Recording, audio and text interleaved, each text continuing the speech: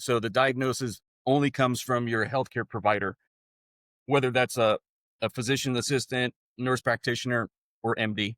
Now, there has there have been times where um, I would meet with my providers on a monthly basis, um, and they would ask me certain questions regarding new testing that are coming out.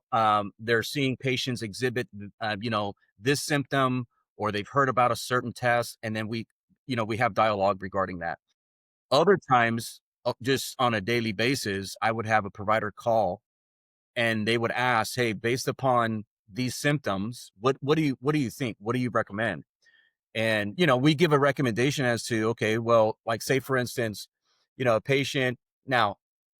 Uh, this is a um, it this is an extreme, but patient is having some cramps, possible like chest pain. What would you recommend? Well, what's called a high sensitivity C-reactive protein, or this patient is having some bruising. Um, do you recommend a PT, an INR, or PT, INR, and PTT? Okay.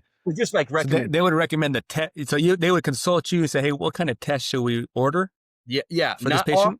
not often, Yeah, but on some occasions they will consult with their lab tech. It's kind of like not in the same vein, but similar.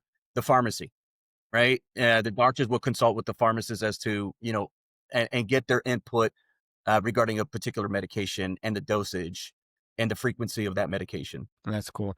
Man, it's such a fascinating field to me because I mean, your blood, it's got, and I'm just speaking from ignorance. There's so much information in there, right? Yeah, yeah, That you can study and yeah, yeah. It's kind of like it's not forensics, right? But it is you're almost like a detective of sorts, because you're looking at these clues. You get a report, and then you see all of these like indicators as to what's happening, and you get to see a kind of a panoramic of what's happening with that particular patient. And it's just a fascinating way of like approaching healthcare, and then to know that that was so critical. So in other words, a doctor cannot diagnose properly without the lab. sure. So, like, if a patient comes in and I don't know, they think they're having issues with their kidneys, Mhm. um, you guys can look at the blood and say, "No, it's working perfectly." And how often, like, what room of error is there for like false positives? So a majority of if we ever had a question regarding a test, right? So one of the things that we take into consider is this is on POLs. POLs, because you're because of where you're located, you're next door to the doctor, so you can have that level of communication and partnership.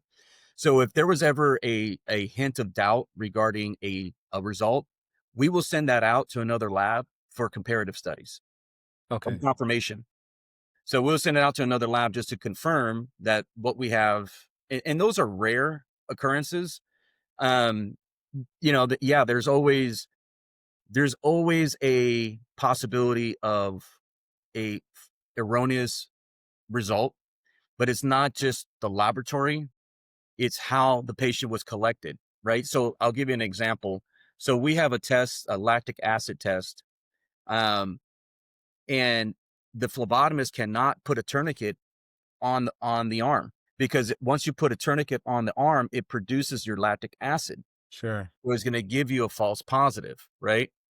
And then we have other tests that you're not able to put alcohol on the actual site, because it's it will contaminate the results.